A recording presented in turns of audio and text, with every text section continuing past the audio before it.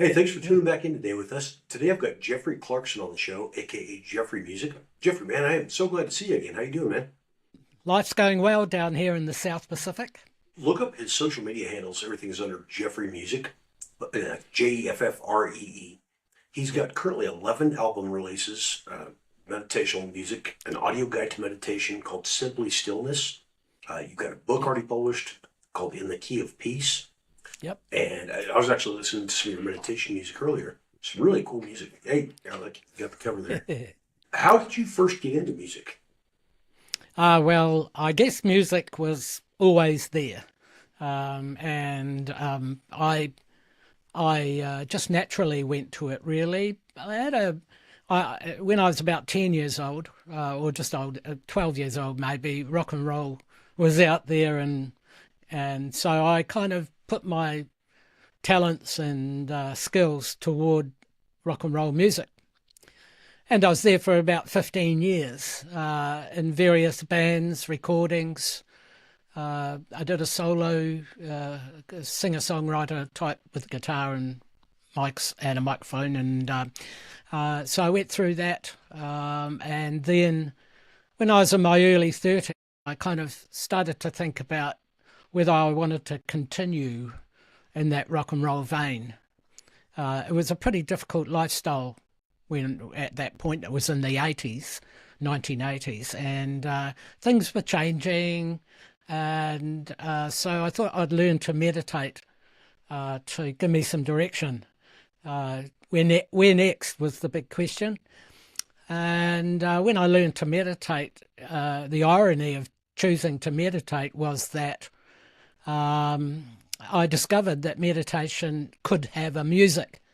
And there was already musicians around the world who created meditation music. It was a pretty freelance music. They never played it the same twice. It was a background kind of thing. But I saw an opportunity to, which wasn't too far, obviously different from rock and roll, but it wasn't too far from the way that songs were written, to then write an instrumental without vocals and make it last for a long time and make it peaceful, make it quiet and gentle. And because I learned to meditate, I knew what music would work best if I was to use music in a meditation. So it went from there, really. That was the short story, and I'm still doing it today, obviously. Yeah. Yeah. I was listening to it's called the Peace and Quiet Collection on SoundCloud this afternoon. Just Yep. as I was doing some other work editing editing Yep. video that we've done before and stuff. But I got a hold of one of them. I think it was called Transformation. I've never been one yet to meditate. I think it's probably a good thing to get into. But one of the things I really like is how easy it is to help me focus. And a Yep. lot of times you turn on music and it's very distracting. But I can play yours and be listening to other detailed stuff that I'm doing in video editing. And it really Yep. helps just keep me focused and keep the energy up. That actually was a kind of a byproduct of writing music for meditation, in that it worked quite well as a background music. And when I say it worked well, it kind of, if you had it playing in the background, it relaxed you in the foreground of whatever you were doing. Within a year or two of writing, getting the first album out, and in fact that track you mentioned, Transformation, was the first track. That and the other side of the cassette was called Butterfly. And that was out, and within a short while, people were using that for all sorts of purposes. I was getting orders from hospitals for the pain clinic in the hospitals, coronary care, people who were coming to the end of their life, needed to relax, and then meditation, tai chi, yoga, and natural birthing, also having a baby. In fact, we have a hospital here in Auckland called National Women's, and National Women's Hospital is where a lot of mums have had their babies. Thousands of them, millions probably, or not that many. But at the time, I was selling a lot of the Butterfly cassette into that hospital. and the word was spreading around. So yes, you're right. It's not just a meditation music.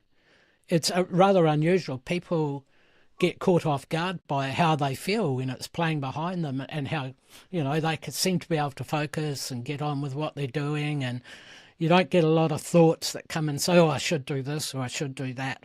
It was kind of a settling energy, but it works really well as a meditative music as well. And I like what you're doing as far as the business side of it, getting the name out there and building the brand. And you're doing a great job as far as running the blog on Substack and your website. What's the overall goal with your music? If you ask a lot of people what's meditation, they'll pretty accurately tell you what it is, but they'll be thinking about the traditional meditation where you sit cross-legged and you hold your fingers in a particular way and you get rid of the thoughts out of your mind, but that's a real difficult jump for Western people, and so the meditation, the reason why I've got into the promotion side of it is to try to get the word through that meditation is a very normal activity and very, very beneficial for the health and well-being, and for a number of reasons. So, and you can do it easily. You don't have to do the traditional way. If you're really into doing that, there's plenty of courses and things you can do, but there's not a lot of I haven't got much time in my day to meditate. I've only got, you say 20 minutes. All right, I've got 20 minutes. What do I do? And I would say, put on the music, play it very quietly, sit in an ordinary chair with your feet flat on the floor, and don't move. Get yourself really comfortable and try and be as still as you can be for that length of time. And most people have a problem with being still for 20 minutes, but the music helps you to maintain that, and that's the real goal. And that, of course, brings me to what's apart from the health and well-being benefits of meditation, what else does it do? What it does is it connects us. So we're human beings, and we have a physical presence, and we also have a non-physical presence. The connection we make is between the physical and the non-physical being. So, when we talk spirituality, a lot of people are thinking religions, and that sort of thing. But no, we can connect with our non-physical being very easily through meditation. And what that does for us is it's, again, like having music in the background, it settles us. And when we're settled, we can think clearly. And I think in the end, we realize that we are more than just a human being. I think when people do something extraordinary in life, they tap into something deep within themselves. And they don't always do it with meditation. Sometimes it just happens accidentally. But if it doesn't happen accidentally for you, and you kind of feeling like, I feel like I could do something, but I'm not quite there, sort of thing, well, I would totally suggest to meditate, because you'll find it. So it connects you with who you truly are. On the health and well-being side, it strengthens the immune system. And of course, we've been talking a lot about immune systems in the last few years with COVID and all those things. If your immune system is healthy, you shouldn't need too much doctoring. That's the inner doctor, if you like. I mean, humans have been living here for millions of years without a doctor. Obviously, there's plants in nature that help us do this and that. But generally, if you have a will to live, if you've got a good purpose in life, your immune system picks up on that. So our immune system is really connected to our consciousness. So that's the benefits that meditation brings. So I'm trying to get that out there, and obviously I play the music for that meditation, and that gets a bit of promotion as well. When we were talking originally, when we first got connected, you were telling me about how you actually have made some of your own instrument, made some of your own instruments. How it's not just off the shelf type of equipment. Can you tell me about some of the equipment, or the instruments you're actually using? Well, some of them are almost obsolete now because I was creating this music. I've been creating it for 40 years, and I've been meditating for 40 years. So when I started, I used a Yamaha brand, and it was quite suited to what I needed to do. So as a composer, a lot of musicians were using what's called a workstation, which is a synthesizer, keyboard synthesizer that would play layer up many parts, so you could do arrangements and then totally finish the recording and master it without actually having to spend too much time in the studio. So I used one of these, and I used one of Yamaha's latest synthesizers, and then they released a synthesizer called the VL1, which is a physical modeling synthesizer. It worked on a different principle, whereas the normal keyboard synthesizer had samples of sounds inside it, and when you played the key, they sounded like the sample in different key pitches. I remember So, that. whereas the physical modeling synthesizer actually created the dimensions of the instrument inside the technology. So everything, so if you played the keys and you were using a flute sound, the keys were literally putting your finger over a hole in the flute. So that's what you were Oh, doing. But also there was a blowing component as well. And so you had a breath controller, which you plugged into the system, and then you could apply your breath to the sound. So when you played a key, it didn't work until you blew the note, until you started blowing the note out. And that was a really different type of synthesis. It was fairly complicated, and a lot of musicians kind of turned away from it because, oh, I can't stand spending this much time in the technology of music. I want to write music, I want to play music. But I've held on to that little that technology, and I now have what's called a guitar, which is a small keyboard that I hang around me like a guitar. Because I was a guitar player once, and well, I still am, but it has in my right hand. I play the keys. I'll come back here, and in my left hand, I can slur the note and trill the note and uh, do various things with the sound, and I'm blowing as well. So wow. there's three things that happen: my right hand, my left hand, and my mouth all work together to play one note at once. So it's kind of a solo instrument, and I use it a lot in this music. Just I use it on the melodies when there are melodies in the music. Can you tell me about your book called "In the Key of Peace"? How that came about? What the goal is behind the book?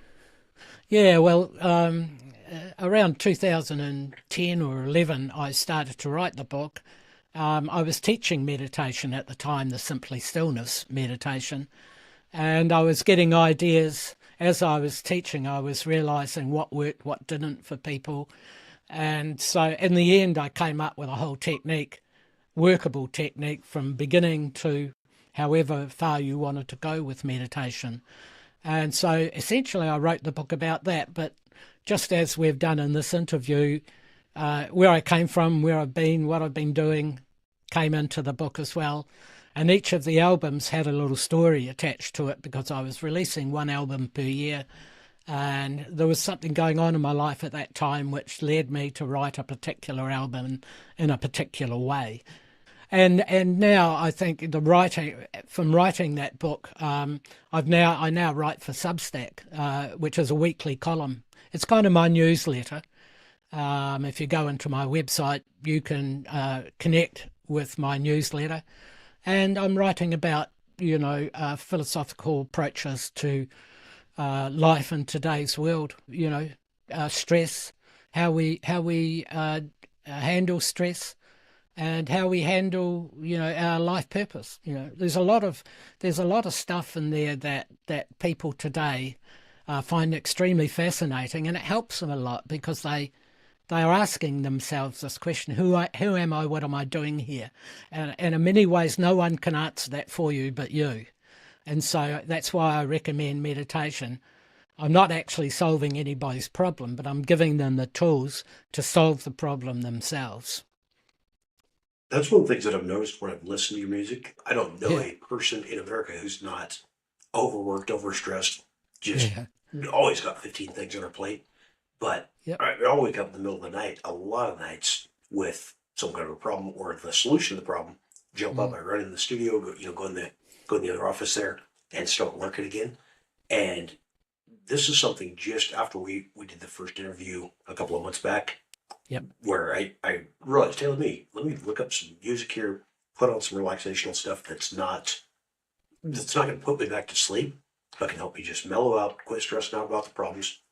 Is that part of your goal? Or are you connecting with a lot of Americans right now?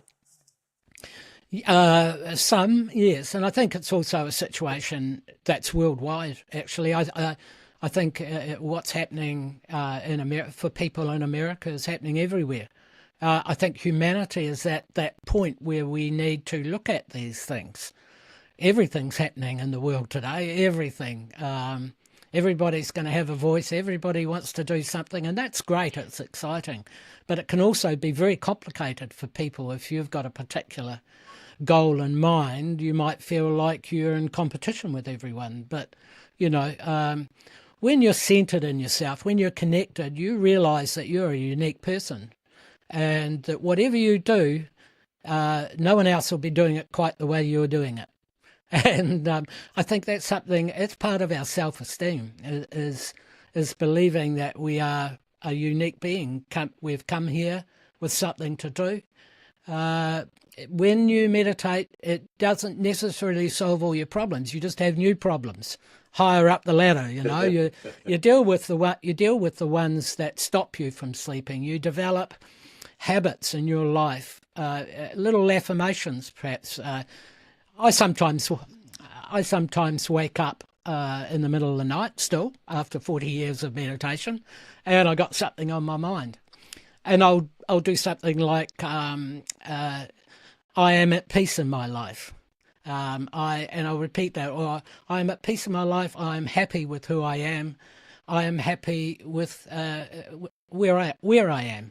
I'm grateful for everything I have, and I'm grateful for everything I have achieved.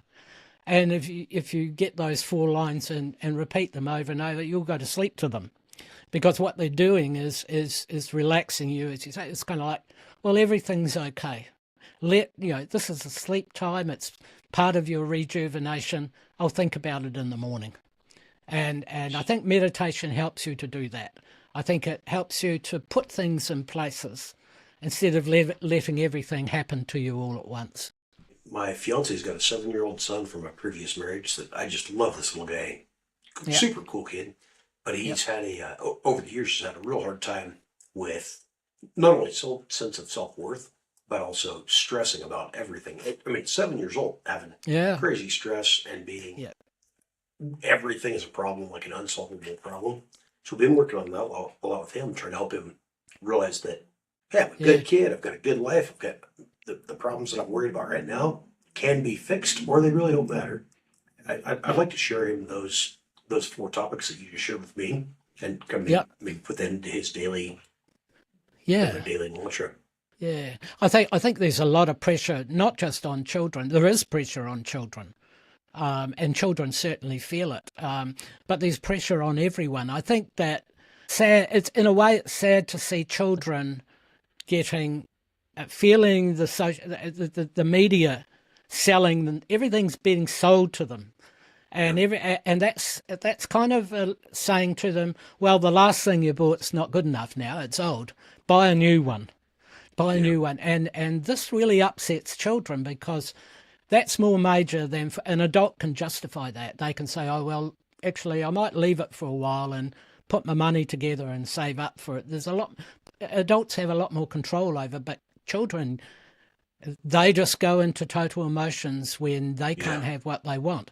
What I'm saying is that maybe humanity needs to measure what it feeds into children, what children hear. And also, I think that a big part of the in the Key of Peace book was connecting with the inner child. And when adults, our inner child is where we were when we arrived here. And so we were, in many ways, intuitively wise. We knew everything intuitively, but we knew nothing logically. And so life was about learning the logics of how you live life and all, money, all that sort of stuff. And in some ways that has been so entrenched in our society that children have had to let go of this very valuable, beautiful child energy that just wants to play and enjoy themselves. And I think we've got to let children be children. I also think that grown-ups need to have a little bit of inner child as well. And how important are artists in the world?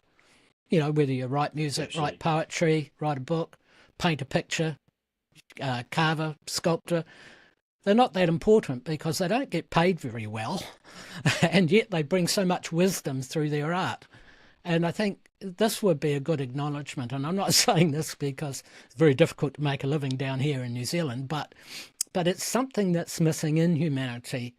If we talk about funding something which is valuable to humanity, art should be right up the top there. Yet it's not. It's other things. It's gadgets. It's devices. It's all that sort of stuff.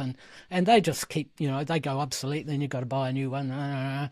And after a while, people feel like it's just a treadmill, And Exactly. meditation is a good option if you want to be objective to that and find your own way around it. And I think that's really important for people. It's not about finding someone that can help you. It's about finding that in yourself. Be your own healer. Be your, yeah. Now, if somebody's watching this show right now on Amazon Fire TV, watching the interview with Jeffree Clarkson of Jeffree Music, or if you're reading the article in Newswire magazine, you can scroll down to the bottom, click the link there, and it'll take you to jeffreemusic.com. You'll see a full, basically, call to action that'll have some different places where you can go pick up his book or just get some music, whatever. What advice would you have for say a parent of a young kid like this that's trying to help that kid figure out, don't stress over everything that comes up, stress over all the stuff that you can fix? Do you have any specific advice for that kid? There's a lot of interest at the moment in New Zealand with regard microwave energy, the energy that comes off cell phones, the energy that comes from 5G towers, 4G, 3G. There's all, and I know that America, New Zealand, and Australia all have the highest threshold. In other words, we allow quite a high degree of this microwave energy before we say, hang on a minute. Whereas France and Russia and those places don't their thresholds are about 100 times lower.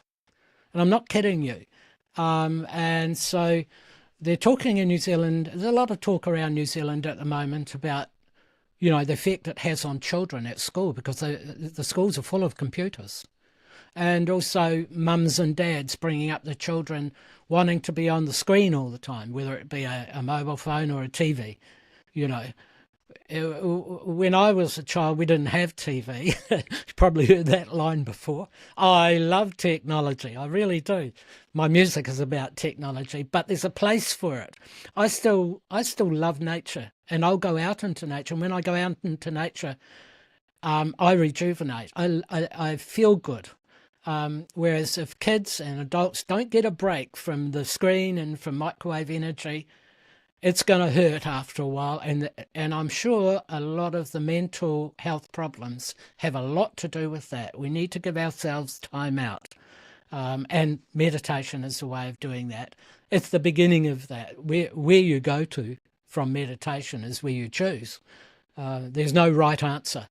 It's just where you want to go. Who are you? What do you love to do? And why shouldn't you be doing what you love and be paid for that in your life? Isn't that surely where humanity is going? Absolutely. And speaking of getting paid, this is not supposed to be an infomercial, but I'm going to sell this for you here. Just like I said, listening to Jeffree Music on SoundCloud, this Peace and Quiet collection is absolutely awesome. Now, this is coming from a guy who has never meditated. I've always been the gym guy, the weightlifting and wrestling and boxing, and I didn't think that meditation fit into that. But the more I'm aging and figuring out, man, you are so much more productive when you can take a little bit of breath, Yeah, relax, just get. yeah. You'll be more productive in business as well. I think there are a lot of sports who would recommend meditation. Because you're right, it settles you. And if you're going to, there's a whole lot of things. If it's an individual sport, then to do your best, you need to be able to relax your energy right down. If you're in a team sport, uh, you need to be relaxed to be in tune with everybody. We have a great rugby team in this country, and they do some great things on the field. I watch them, I like them. But sometimes they throw a pass and they don't even know where it's going, but they know there's somebody there because they're connected. They play as one. They're a team of, well, rugby, 15 people playing as one person. And I think that's what meditation does. It kind of connects everybody together. And there's the other phenomenon that exists around us. We have a single consciousness, but there's also what's called a collective consciousness, which is all the human beings together form one consciousness, and that consciousness is kind of a reflection of how the world is going. So if we've got problems in the world, there's a problem. That's a representation of a lot of people having problems, and so it's important to meditate so we can settle our consciousness in our own lives, obviously, and live our lives happily, as happy as we can. Work on that, and and that makes a difference to the whole world. And so when we say, you don't have to do anything to make a difference in the world, you just have to be yourself. But a lot of people aren't being themselves. They are people out there in the world, but they're not in here within themselves. And you can be in both places. In fact, if you're within yourself, you're feeling good, you're feeling at peace, you're going to be better out in the world. You're going to do a lot better as a sports person, as whatever. Yeah. That's powerful. At this point right now, you've got 16 different EP or extended, what are they called, extended play uh, Yep. songs online, and you've got 8 more coming, right? Yep. They're all, apart from one or two, they're all tracks that I've written over the years. And they relate to albums, how we used to have CDs and cassettes and things like that. Now we have a digital music. So when we don't need albums, we just put up tracks now. Musicians will just put up a track. Some musicians are still putting up albums, and that's fine. But just the track. So people buy the track. The tracks that I've got up on that collection, they're all over 22 minutes long. So, if you're going to meditate, you put the music on quietly, and then you sit down and you become still. You make sure you're comfortable, sit in your chair, be still. And the music will just cruise with you, and you'll be surprised how you can last the 20 minutes and keep still without wanting to move. And that's the key. So I've now got 24 tracks up on social media, 24 meditation length tracks where people can just meditate their own way. Look, meditation, I've found after teaching meditation, there's not a lot of teaching to be done as such. It's just this is how it feels like to meditate. And that's what people want to know. The rest is natural. And then one or two things that can happen while you meditate, not to be concerned about or to address as you're meditating. I teach that as well. But generally, it's a very natural process for humans, and it's really time we started to meditate. And you can't meditate well or badly either. It's just meditation. You're not necessarily a master at it, or nor are you a learner. Once you're going, you're fully meditating. Yeah. Wow, I wish I'd heard that years ago. You can't meditate badly? Or would you No. say you can't meditate badly or wrongly? Yeah, every meditation is different. You can't meditate, you can't be a master of it, or you can be a learner in the first place, but you become a master really quickly. And because you get good at it and it becomes natural, because it is natural, You can't judge it because every meditation is what it is. And they're all different, by the way, because you're at a different point in time with a different set of thoughts. And I encourage in the meditation, I don't encourage people to clear their mind, to get into any psychological friction with themselves by trying to clear their thoughts away. I recommend people have their thoughts in their meditation. And part of the teaching is to tell them that even though you let yourself think, the thoughts drift away and then you become really still for a few minutes. Then a thought will come back and you have the thought, then you go really still for a few minutes. And this up and down of meditation is normal. That's how it works. And sometimes you'll sit down to meditate and you'll get up and you'll think, gosh, nothing happened. I didn't see a thing. And other times it'll be like you're having thoughts all the time. So that's how it is. Wow, man, I wish I would have met with you 10 years ago, 15 years ago when I had tried, stressing out. I mean, to the point, I had survived brain cancer. So Yep. stress Yep. causes seizures between It does. Yeah. cancer and diabetes. I was having 7 to 10 seizures a week, and I had been suggested to meditate, but I'm going, I have got so much stuff going on. There's no way that I can clear my mind. This is not even Yep. possible. So No. for you to say that, that's huge. But Yeah. one of the things that I figured out just in the last few months here is I picked up these blocks that are they're like a timer block, and so that's what I've done. I'll put on your music, set the 20-minute sign up, and I can Okay. kick back, and that way I'm not stressed about. Okay, I'm Yep. going to take too long doing this zoning out thing, but Yep. set it on 20 minutes, kick back, listen to music, and just relax. And Yeah. that's something I would recommend if you're listening to this, watching this show on Amazon TV right now, or reading this article, and you've never meditated before, take a minute, get on, go to jeffreemusic.com or scroll down, click the link, download some of the music, or just listen to it on SoundCloud. Yep. You'll be amazed by how much better you feel and how much more connected you are just Yeah. by doing the meditation. If you do it every day, after a couple of weeks, you'll feel quite different. Man, I sure appreciate you being on the show again today, Mr. Clarkson. Yep. Jeffree Music, good to have you here, sir. Thanks, Curtis. Been great being here. Do you have any final thoughts for the audience that's been watching this video today? Keep your thoughts positive, whatever. Take that look. If you find yourself being caught in a negative loop, there'll be a number of reasons why. But sit down quietly, play some relaxing music, breathe, just breathe in, breathe out. And when you're breathing out the problems. And breathe in good, rejuvenating energy. I think that's what I would recommend. I appreciate you. Thanks again for being on the show. And if you guys are watching this right now, go look up Jeffree Music, follow him on all the social media platforms. If you're on SoundCloud or Substack or any of those type of platforms, be sure to get connected. So nice to have you on the show again today, sir. Yeah, thank you very much. Been lovely to be here. Always lovely to chat with you, Curtis. It's fantastic.